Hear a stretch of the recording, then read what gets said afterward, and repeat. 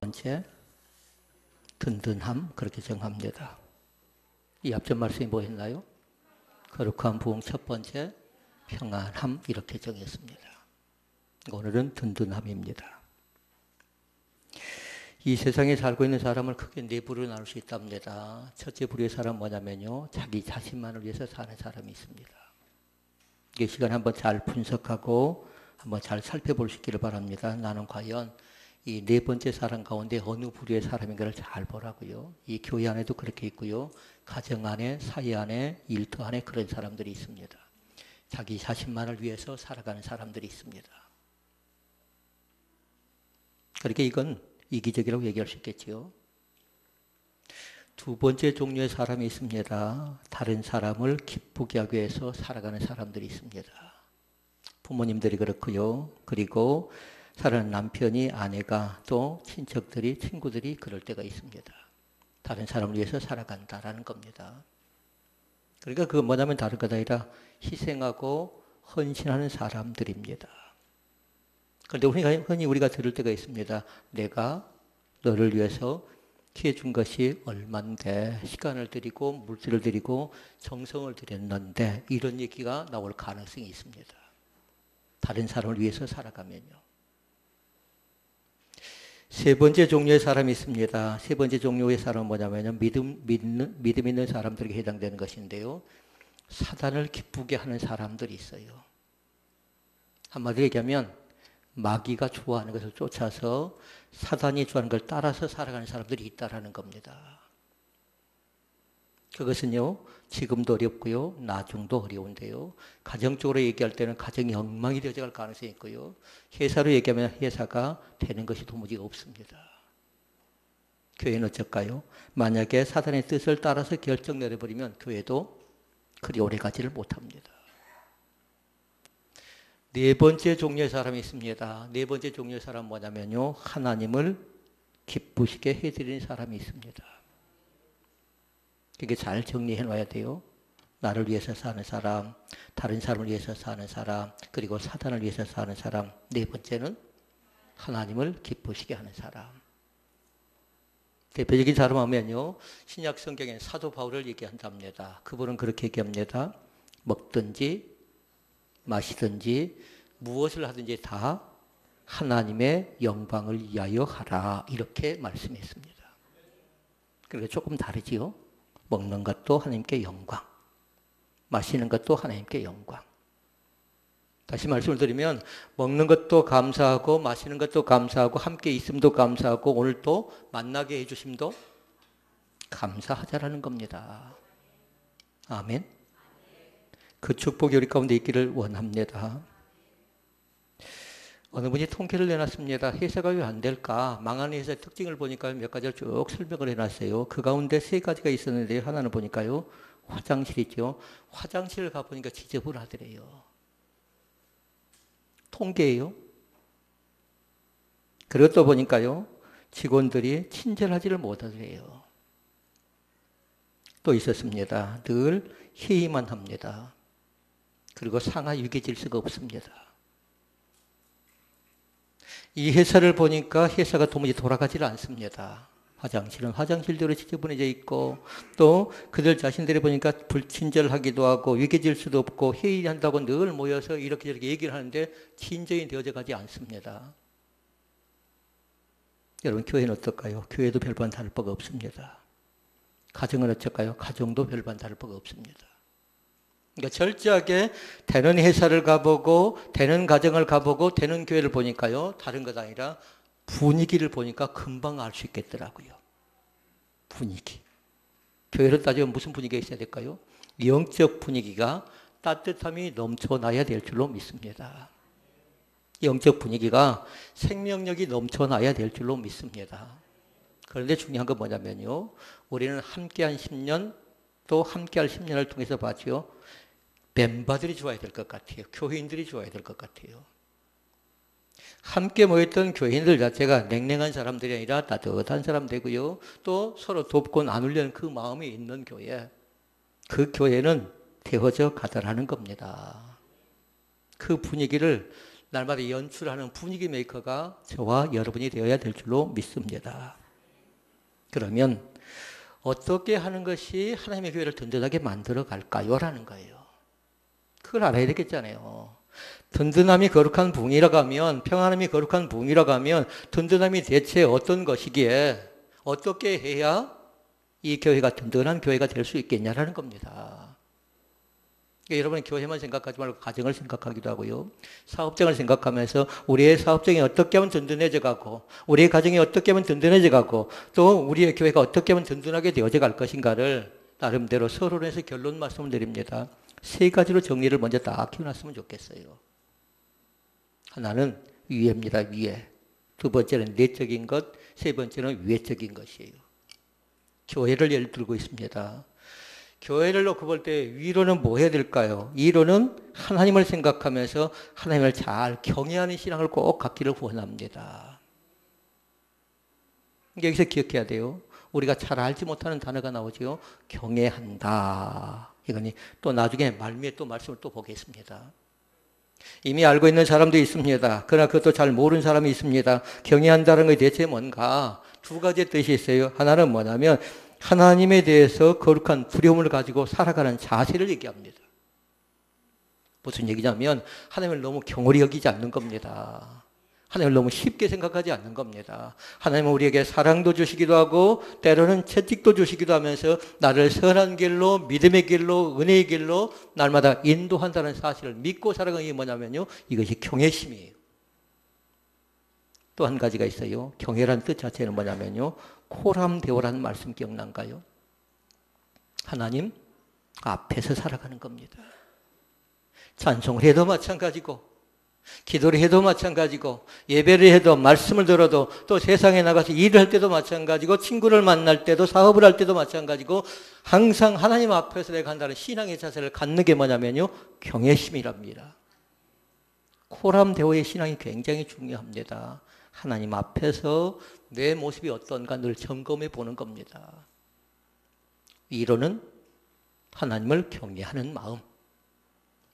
그 다음에 두 번째가 있습니다. 두 번째, 내적으로는 어찌해야 될까요? 내적으로는 성령의 위로가 넘쳐나는 교회가 든든한 교회래요.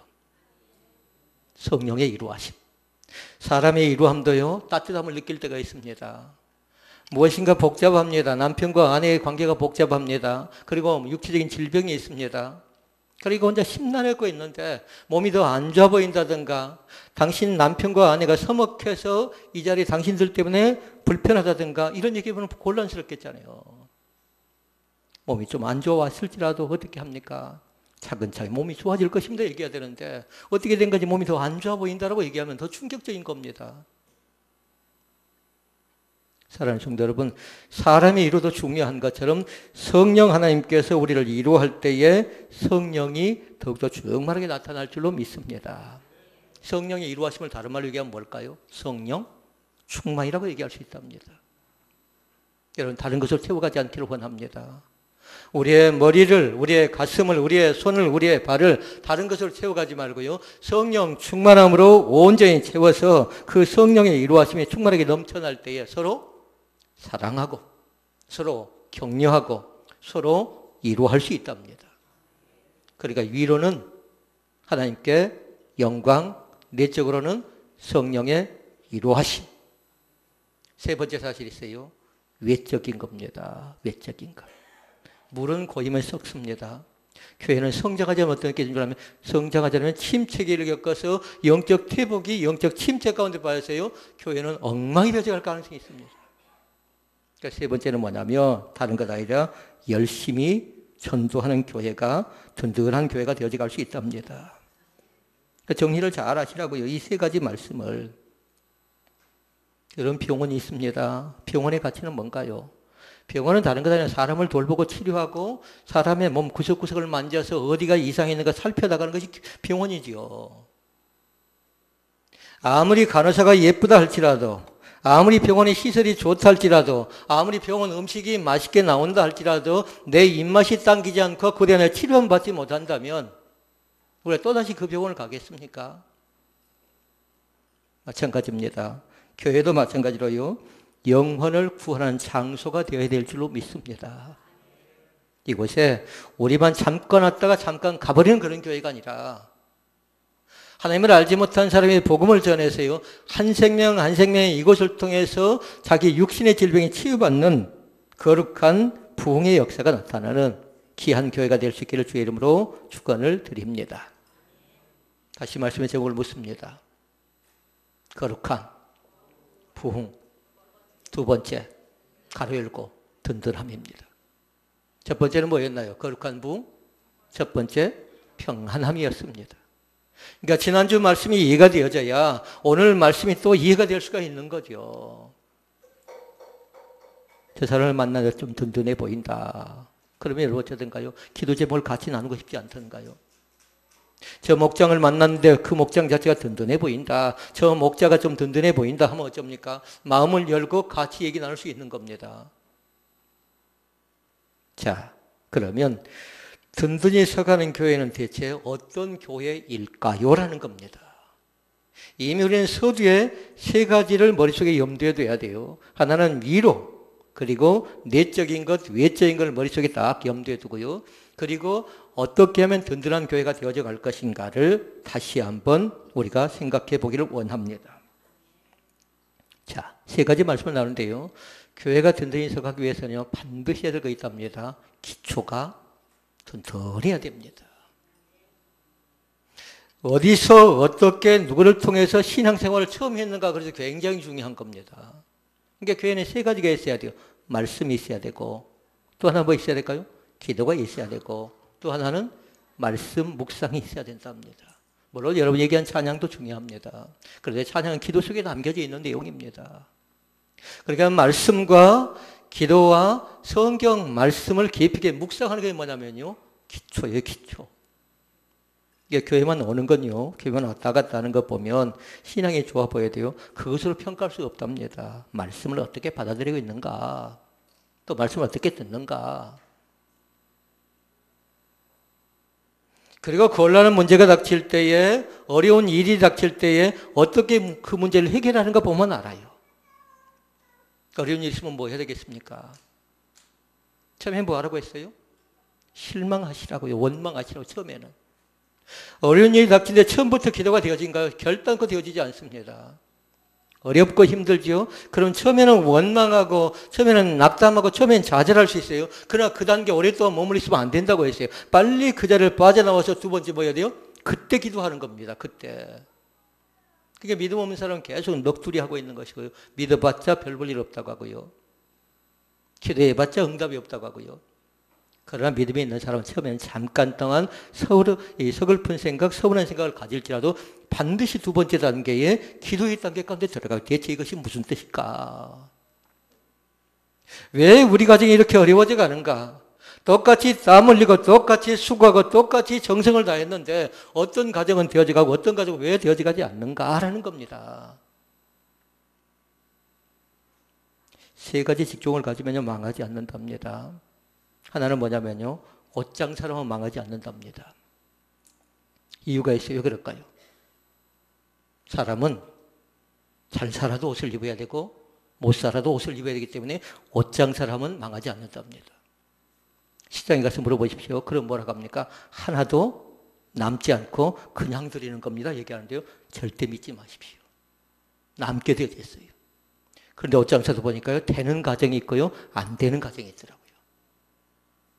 또 있습니다. 식당은 망하지 않는답니다. 왜 그럴까요? 사람은 어려서부터 시작해서 갓난아기부터 시작해서 늙어 죽을 때까지 음식을 계속 접해야만 합니다. 그런데 이 식당도 마찬가지예요. 망하지 않는다고 했는데 어떤 가정은 또 안 되는 가정도 있고 그래요. 어떤 가정도 잘 되어져가는 그런 가정도 있습니다. 그런데 그것은 다른 것 때문에 그런 것 아니고, 이미 아까 우리는 말씀을 통해서 봤어요. 망한 회사에 있다고 했죠. 불친절하다든가 화장실이 청결치 못하다든가 나름대로 늘 이렇게 저렇게 수다만 떨고 있다면 되어져 가겠습니까? 또 하나 망하지 않는 것이 있답니다. 건축이죠. 집을 짓는 것은 결단코 망하지 않습니다. 왜 그럴까요? 사람이 살아있는 동안은 계속해서 뭐예요? 새로운 집을, 조금 더 좋은 집을, 조금 더 쾌적한 집을 짓기 위해서 예를 쓰기 위해서 그렇습니다. 그러나 그 집이 안전하던가요? 때로는요, 아무리 완벽하게 완전하게 지어놨다 할지라도요, 또 다른 선생님이 보고는요, 이것은 이렇게 잘못됐고 저건 저렇게 잘못됐다 또 험담해버리지요. 아무리 실력 있는 사람이 설계를 하고 실력 있는 사람이 건축을 해도 마찬가지입니다. 자, 왜 제가 옷장사 얘기를 하고, 왜 영업하는 식당 얘기를 하고, 왜 집 얘기를 했을까요? 이건 다 뭐냐면요, 기초입니다. 기초. 기본기가 어느 만큼 되어져 가는가. 특히나 우리는 집에 관계된 건요, 건축을 할 때는 보니까 기초가 얼마만큼 튼튼하게 견고하게 되어져 가는가에 따라서 5층을 올리고 10층을 올리고 15층, 20층 올려갈 수가 있죠. 성경은 얘기합니다. 집을 짓는 걸 두 가지로 설명을 합니다. 하나의 집은 뭐냐면요, 반석 위에 집을 지으래요. 또 하나의 집이 나옵니다. 모래 위에 짓는 집이 있답니다. 물어보면 쉽게 대답합니다. 어떤 집을 짓겠습니까? 물어보면 여기에 있는 사람들은 거의 다가 뭐라고 하냐면 반석 위에 집을 짓겠습니다고 얘기하겠지요. 모래 위에 집을 짓지 않겠다고 하겠지요. 그런데 반석 위에 집을 짓는다는 뜻을 잘 모르는 사람은요, 그렇게 적어놔야 돼요. 그건 다른 것 아니라 하나님의 말씀을 듣고 그대로 지키며 행하겠습니다 라는 것이 뭐냐면 반석 위에 믿음의 집을 짓는다는 뜻이에요. 그럼 모래 위에 집을 짓는다는 건 뭘까요? 하나님의 말씀을 듣고서도 그 말씀대로 실행치 않는 겁니다. 그리고 여기에 우리 두 가지의 사람이 나와버렸어요, 이미. 하나님의 말씀을 듣습니다. 그런데 어떤 사람은 말씀을 듣고 지켜나가려고 애를 쓰는 사람은 지금 반석이 뭔가를 아는 사람이고요. 그런데 성경은 반석은 뭐라고 합니까? 예수 그리스도라고 말씀합니다. 그러니까 우리의 기초는 뭐라는 겁니까? 반석 대신 예수 그리스도가 우리의 기초고 우리의 기본인 것을 믿습니다. 모래에 집을 짓는다. 그건 뭐냐면요, 다른 것 아니라 똑같은 방법 똑같이 했습니다만은 그건 뭐냐면 말씀을 듣고 나서 결정을 어떻게 해버리냐면요, 자기의 생각과 자기의 방법이 총동원되어져 버렸습니다. 그러니까 결과는 어떻게 됐던가요? 성경은 얘기합니다. 비바레에 몰아칩니다. 그랬더니 반석 위에 집은 견고합니다. 모래 위에 지은 집은 넘어졌습니다. 쓰러졌습니다. 왜 그럴까요? 기초가 잘못되어졌기 때문에 그렇습니다. 그러니까 믿음의 사람은 철저하게 우리의 기초 자체를, 우리의 기본 자체를 철저하게 말씀의 기본을 두지 않으면, 말씀의 기초를 두지 않으면 엉뚱한 얘기를 할 가능성이 상당히 많다라는 겁니다. 사람들이 물어보니까 그렇게 얘기합니다. 뭐라고 하냐면요, 내가 이렇게 오래 믿었는데 내가 구원받지 못하겠습니까 하는데요, 오래 믿었다 할지라도 구원받지 못할 수 있습니다. 왜 그럴까요? 영접하지 못했으면. 교회만 많이 다닌다고 해서 구원받는 것 아니라 그 사실을 믿어야 되겠죠. 예수님이 누구신가를 믿어야 되겠고, 그리고 영접하고 마음의 문을 활짝 열어야 되는데, 내가 10년 다녔고 20년 다녔고 이것 가지고 우리가 구원받나요? 결단코 그럴 수 없습니다. 내 아버지가 어떤 사람인데, 내 어머니가 어떤 사람인데, 우리 할아버지, 나는 선조 때부터 계속해서 믿음의 과정이 커왔대요. 여러분, 그것도 자랑할 만한 것이 되지 못합니다. 그럼 너의 모습은 어쩌냐 물을 때에 내 신앙을 하나님께서 원하고 있는 겁니다. 지난날에 아무리 잘 나갔고, 아무리 많은 것을 가졌고, 아무리 많은 것을 해봤다 할지라도 지난날은 지난날로 지금 현재 너의 모습이 어떠냐고 물을 때에 대답할 수 있어야 되겠지요. 그 사람들이 우리 부모님을 얘기하고 또 형제를 얘기합니다. 그러나 그것은 결코 좋은 신앙의 모습이라고 얘기할 수 없습니다. 내가 교회 가서 봉사를 얼마나 많이 하는데, 여러분, 봉사가 구원과 상관되나요? 그렇지 않습니다. 예수 그리스도를 영접하고 말씀대로 지켜나가려고 예를 쓰는 사람들이 기초가 든든한 사람이지요. 오늘 첫 번째 말씀 이해가 됐으면 좋겠습니다. 기초가 든든한 교인이 될 수 있기를 주의 이름으로 축원을 드립니다. 그 기초는 뭐라고요? 반석 대신 예수 그리스도가 우리의 기초다. 그리고 우리 믿음의 사람들 다른 것 아니라 말씀이라는 것, 그리고 기도라는 것, 그 말씀을 깊이 있게 묵상하는 것, 이 세 가지가 종합적으로 조화가 잘 되는 사람, 믿음이 좋은 사람이라고 얘기할 수가 있는 겁니다. 자, 그러면 두 번째, 든든하게 서가는 교회는 뭐냐면요, 말씀을 듣고 행하는 교회라고 얘기할 수 있겠습니다. 이미 첫 번째 말씀을 통해서 봤어요.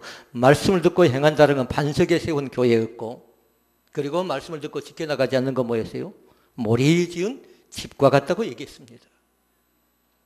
그러니까 하나님의 몸된 교회가 말씀을 듣긴 듣습니다. 그리고 그대로 지켜나갈 수 있기를 주의 이름으로 축원을 드립니다. 야고보서를 인정하시라고요. 야고보서 뭐라고 합니까? 행함이 없는 믿음은 죽은 믿음이래요. 행함이 없는 믿음은 거짓된 믿음이래요. 위장된 믿음이래요. 껍데기래요. 건불이래요. 소리만 요란스럽답니다. 그러나 살아있는 믿음 뭐든가요? 어려움 속에서, 곤란한 형편과 여건 속에서 그때 빛을 발하는 겁니다. 그때. 사람마다 가지고 있는 약점이 있습니다. 그러나 비겁한 사람은 어떻게 하던가요? 그 약점을 교묘하게 이용해버리죠.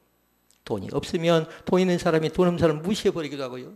좀 배웠다고 배우지 못한 사람을 무시해버리기도 하고요. 좀 먼저 믿었다고 믿지 않고 이제 믿는 사람을 무시해버린다면 그것이 믿음이겠습니까? 그들은 그게 약점인데, 갖지 못한 것이 약점이고, 그때 배우지 못한 것이 약점이고, 또 그때 믿지 못한 것이 약점인데. 그런데 감사한 건요, 하나님께서는 반드시 약점을 들어서 우리의 약점을 강점으로 바꿔주시는 하나님이심을 믿습니다. 우리가 인정해야 돼요. 나는 믿음이 부족합니다. 인정하면 주님께서 뭐냐면, 사랑하는 내 아들아, 사랑하는 내 딸아, 너의 슬픔과 너의 고통과 너의 마음을 내가 안다라고 말씀해 주십니다. 그분이 누구라고요? 참 좋으신 나의 하나님, 이렇게 말씀합니다. 오늘도 고백할 수 있기를 바랍니다. 그러면 왜 하나님의 말씀을 듣고 행하는 사람이 되어야만 할까요? 라는 거예요. 왜 우리가 하나님의 말씀을 듣고서 그 말씀 그대로 지켜나가야만 할까요? 라는 거예요. 세 가지 때문에 그렇습니다. 첫째는 뭐냐면요, 그것이 하나님의 명령입니다. 그 다음에 또 한 가지가 있어요. 하나님의 말씀을 듣고 지켜나가면요, 그것이 복을 받을 수 있는 통로답니다. 또 한 가지가 있습니다. 그것은 뭐냐면요, 행함이 없는 믿음, 뭐라고 했어요? 죽은 믿음이기 때문에 그래요. 그래서 말씀을 듣고 지켜나가래요. 명령이다. 그 다음에 또 하나 뭐였어요? 복을 주시기 위한 하나의 통로다. 세 번째, 행함이 없으면 죽은 믿음이래, 죽은 믿음. 그 가운데 첫 번째 말씀은 볼까요? 명령. 하나님의 말씀은 두 가지로 나눌 수 있습니다. 구약 성경도 그렇고요, 신약 성경도 그렇고요. 반드시 뭐냐면요, 약속과 명령으로 되어졌어요. 그래 묻습니다. 이 약속은 어떻게 하면 좋겠습니까? 이 약속은요, 저는 그렇게 생각을 합니다. 약속은 믿으시라고요. 사람과 사람 사이의 믿음은 어떻게 되는가요? 그 믿음을 지켜나가지 못할 때가 있습니다. 그런데 부모와 자녀 간에 철없는 아이가 얘기합니다. 엄마, 그거 약속했어 하고, 아빠 그거 약속했어 하고 확인할 때가 있죠. 그건 뭐라는 거예요? 엄마를 믿습니다라는 거예요. 그러니까 약속은 뭐라는 거예요? 믿으라는 겁니다. 이스라엘 백성들 선민에게 너희들은 가나안 땅에 들어갈 것이다라고 약속하셨죠. 그 사실을 믿으라는 겁니다. 예수 믿으면 천국 간다랍니다. 그것을 약속이니까 뭐 하라는 거예요? 믿으라는 겁니다. 그래서 다시 정리합니다. 약속은 믿으시라고요. 약속은 믿으시라고요. 아멘.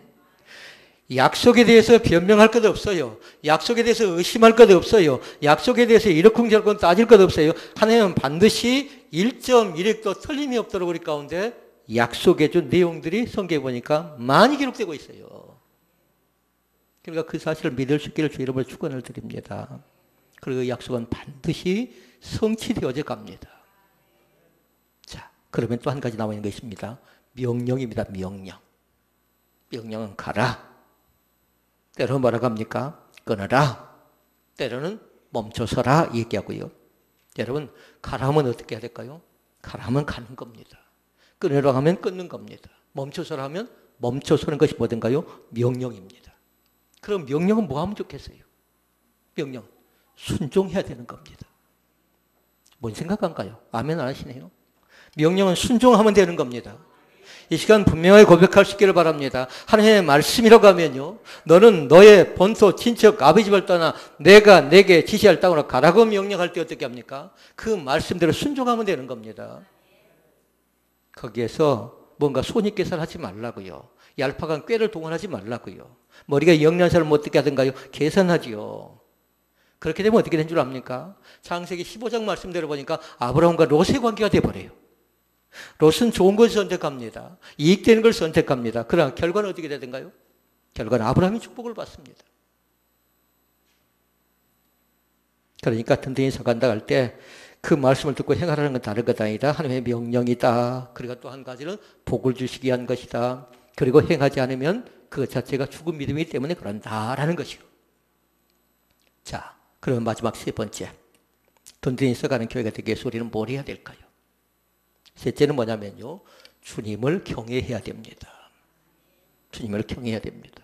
그러니까 서론에 말씀드렸어요. 이론은 하나님을 경외하라고 했죠. 두 가지였어요. 하나님 앞에서 존경심을 갖고 경외심을 갖는 것이라고 했고 또 하나는 내자로 얘기했죠. 호람되오라고 했어요. 호람되오. 그러게 여기에 조금 더 깊이 살펴봅니다. 주님을 경외한다는 뜻이 대체 뭔가? 이미 두 가지를 머릿속에 딱 염두에 두라고요. 두 가지를. 그 가운데 두 번째 항목을 깊이 있게 생각하라고요. 호람되오라는 걸. 언제를 할 때도 마찬가지. 또 사람과 사람 사이에 거리를 할 때도 마찬가지. 교회에서 성도와의 나름대로의 약속도 마찬가지고요. 호람되오의 신앙을 꼭 갖기를 주의 이름으로 축원을 드립니다. 그리고 우리가 월삭기도 때 지금 볼 말씀을 저는 정리하고 있는데요. 다른 것 아니라 교회가 더욱더 청결과 교회가 더욱더 정직에 대한 훈련을 철저하게 해나가야 될 것 같아요. 교인들은 변명해서는 안 돼요. 잘못됐으면 인정하고요. 자기가 책임을 져야 되는데 구실 삼고 변명하고 이렇게 저렇게 얘기하죠. 하나님이 기뻐하지 않습니다. 자, 그러면 주님을 경외한다는 뜻이 대체 뭘까요? 라는 겁니다. 세 가지로 나눌 수 있는데요. 하나는 뭐냐면요. 하나님을 인격적인 존재로 인정하는 겁니다. 나의 주님 대신 주인을 내가 인정하는 겁니다. 조만간에 제가 어떤 가정을 신방을 갈 것이거든요.